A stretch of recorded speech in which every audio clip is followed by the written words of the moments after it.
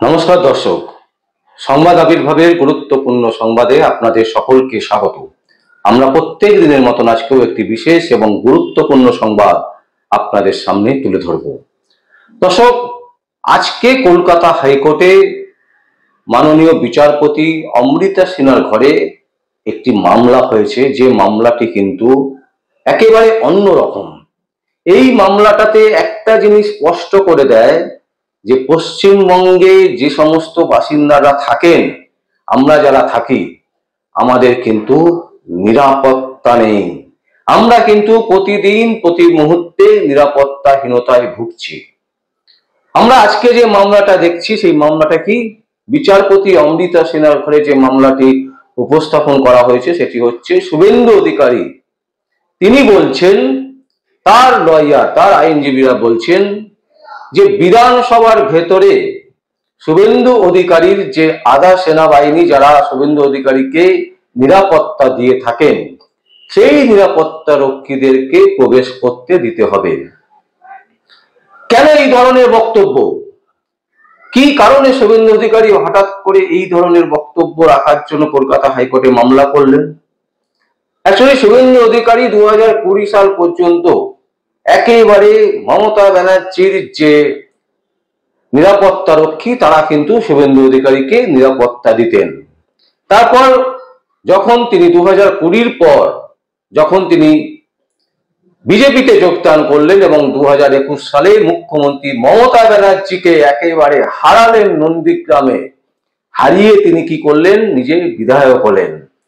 তারপর থেকে কিন্তু যেটা দেখা গেছে যে মুখ্যমন্ত্রীর নেতৃত্বে যে নিরাপত্তা রক্ষী শুভেন্দু অধিকারীকে দেওয়া হতো, সেটা উইথড্র করে নেওয়া হলো, তুলে নেওয়া হলো।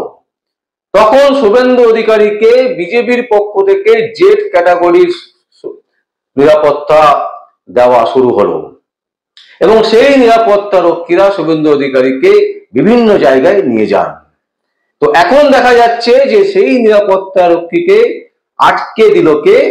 না, স্পিকার, বিধানসভার স্পিকার। তিনি বললেন, বিমান বন্দ্যোপাধ্যায়, তার যথেষ্ট ক্ষমতা আছে বিধানসভার ভেতরে।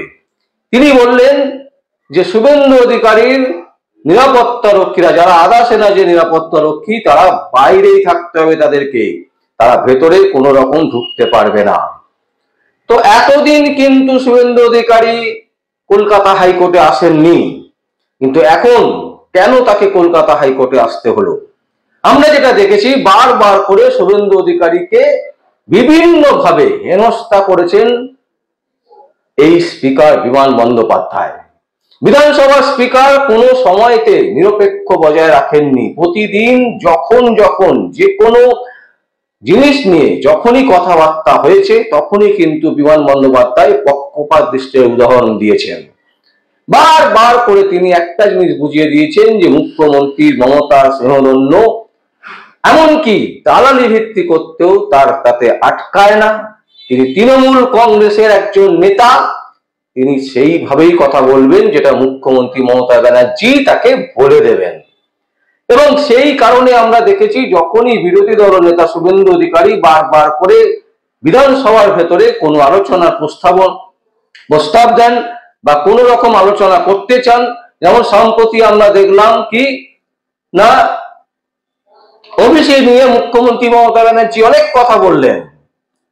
সত্যকে মিথ্যা, মিথ্যেকে সত্য করে তিনি প্রচুর রোমাঞ্চকর শব্দ প্রয়োগ করে মিথ্যে কথা বললেন। যখনই শুভেন্দু অধিকারী প্রতিবাদ করতে গেলেন বা তার বক্তব্য বলতে গেলেন, তখন তাকে বাধা দেওয়া হলো। এবং শুধু তাই নয়, মমতা ব্যানার্জি ওই কক্ষে দাঁড়িয়ে বিজেপি সংক্রান্ত ব্যাপারে, প্রধানমন্ত্রী সংক্রান্ত ব্যাপারে, সিঁদুর সেই সংক্রান্ত ব্যাপারে বিভ্রান্তকর মন্তব্য করেছেন, কিন্তু সেই মন্তব্যের বিরুদ্ধে কোনো রকম পদক্ষেপ করেননি স্পিকার বিমান বন্দ্যোপাধ্যায়। বিমান বন্দ্যোপাধ্যায় বরঞ্চ উল্টে শুভেন্দু অধিকারীকে, তার বিরুদ্ধে স্বাধিকার ভঙ্গ, সেই ভঙ্গের তাকে ফেলে দেওয়া হয়েছে শুভেন্দু অধিকারীকে, যে তিনি তার স্বাধিকার, যেটা তার স্বাধীন যে অধিকার, সেই অধিকার ভঙ্গ করছেন তিনি। শুভেন্দু অধিকারী তিনি বিধানসভার যে নিয়ম শৃঙ্খলা, সেটা মানছেন না।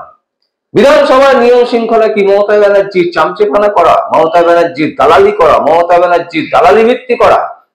আপনাকে হয়তো মমতা ব্যানার্জি বোস করি যে ঠিক কথা, কিন্তু বিধানসভায় বসে আপনি কারো দালালি করবেন এটা তো ঠিক নয়, কারো চামচেপানা করবেন সেটাও ঠিক নয়। কিন্তু সেই জিনিস আপনি 2011 সালের পর থেকে, যবে থেকে আপনি স্পিকার হয়েছেন তবে থেকেই কিন্তু একেবারে দায়িত্ব সহকারে চামচেপানা দালালি ভিত্তি করে যাচ্ছেন। এখন আপনি বলতে পারেন যে হঠাৎ করে শুভেন্দু অধিকারী কেন কলকাতা হাইকোর্টে গেল, তার কারণ হচ্ছে কারণ তৃণমূল কংগ্রেসে ওখানে বিধায়ক সংখ্যা অনেক বেশি। তৃণমূল কংগ্রেস দ্বারা যারা পরিচালিত হচ্ছে, পুলিশ প্রশাসন পুরো তৃণমূল কংগ্রেসের দলদাসে পরিণত হয়েছে। একেবারে দলদাস, যেটা বলা হয় দলদাসের থেকেও অধম কলকাতা পুলিশ, রাজ্য পুলিশ, মমতা ব্যানার্জির দালাল পুলিশ। তো তারা বিধানসভাকে ঘিরে রাখে।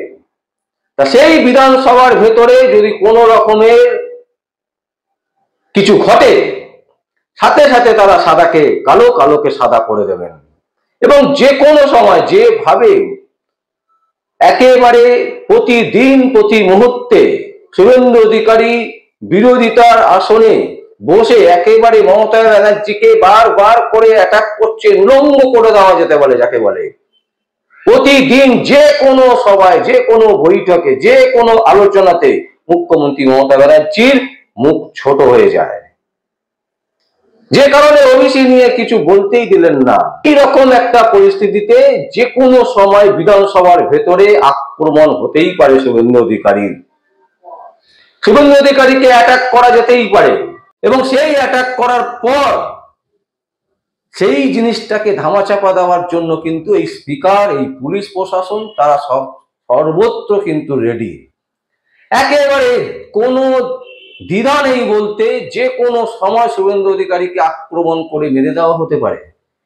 এটি বিশেষ সূত্র দাবি করছে, যে সূত্র দাবি করছে আমরা জানি না তিনি সত্যি বলছেন না মিথ্যে বলছেন, কিন্তু শুভেন্দু অধিকারীর ওপর আক্রমণ যে কোনো সময়, যে কোনো মুহূর্তে হতে পারে এবং যে কোনো জায়গায়, বিধানসভার ভেতরেও হতে পারে। এবং বিধানসভার ভেতরে হলে সব থেকে বড় ভূমিকা পালন করবেন সেটা হচ্ছে স্পিকার, এবং সেই গুরুত্বপূর্ণ তথ্য লোপাটের জন্য তার প্রশাসনকে তিনি কাজে লাগাবেন।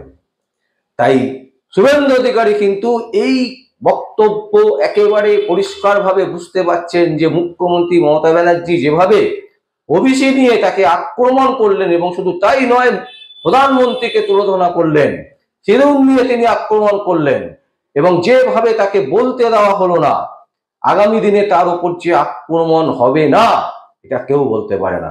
আমরা জানি বিধানসভাতে সব থেকে বড় ক্ষমতা হচ্ছে স্পিকার মানুষ, যিনি স্পিকারে বসে আছেন সেই বিমান বন্দ্যোপাধ্যায়। কিন্তু বিমান বন্দ্যোপাধ্যায় কি দায়িত্ব নেবেন? শুভেন্দু অধিকারীর যদি কিছু হয় তাহলে পুরো দায়িত্ব বিমান বন্দ্যোপাধ্যায়কে নিতে হবে। সেই দায়িত্ব বিমান বন্দ্যোপাধ্যায় যদি লিখিত করে দেন তাহলে আমরা বলবো কোর্টকে।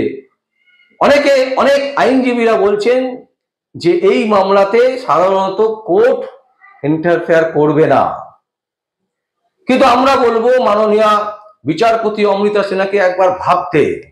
এই কারণে ভাবতে বলবো যে কারণে বলবো সেটা হচ্ছে যে প্রতিদিন প্রতি মুহূর্তে শুভেন্দু অধিকারীকে যেভাবে আক্রমণ করা হচ্ছে, বিভিন্ন মিথ্যে কেসে যেভাবে তাকে ফাঁসাবার চেষ্টা করা হচ্ছে, এখনো পর্যন্ত শুভেন্দু অধিকারী তৃণমূল ছেড়ে বিজেপিতে আসার পর থেকে কম করে 40 থেকে 50টা মামলা তার বিরুদ্ধে দেওয়া হয়েছে।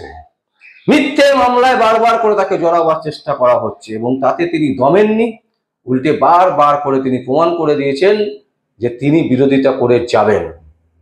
অনেকে বলতে পারেন যে বিজেপিতে গিয়ে তিনি সাধু সাজছেন। সাধু অসাধুর বক্তব্য এখানে হচ্ছে না, এখানে বক্তব্য হচ্ছে যে মুখ্যমন্ত্রী মমতা ব্যানার্জির যে জনপ্রিয়তা ছিল সেই জনপ্রিয়তাকে একেবারে টানতে টানতে নিচের দিকে নিয়ে যাচ্ছেন, সেটা হচ্ছে একমাত্র শুভেন্দু অধিকারী।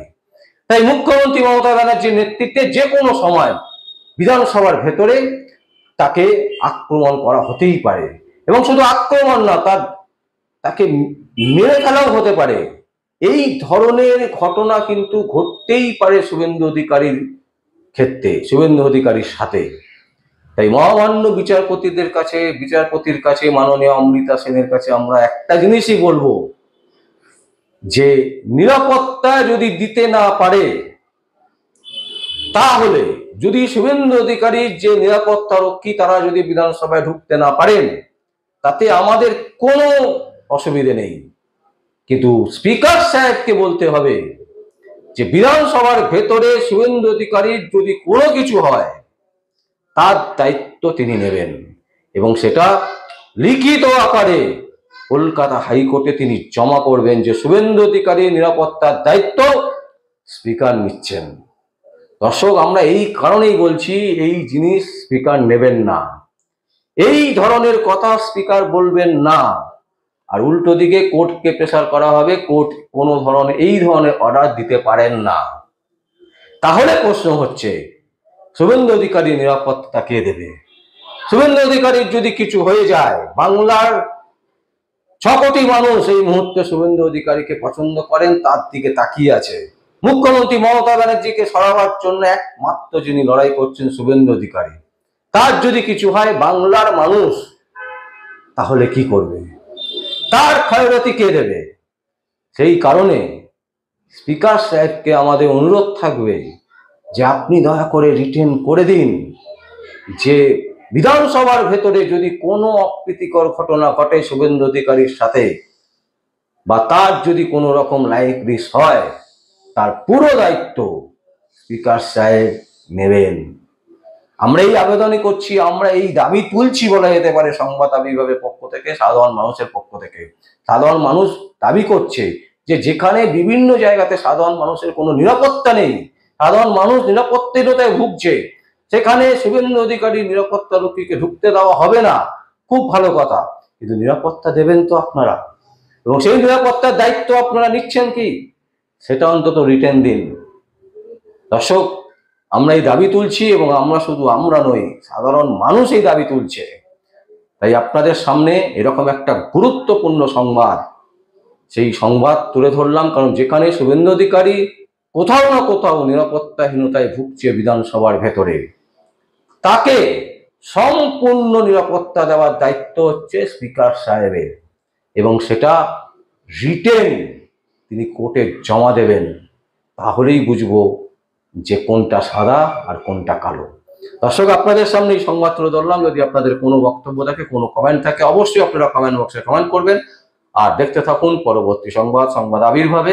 আমার নাম বিশ্বজিৎ পাল, সংবাদ আবির্ভাবের জন্য।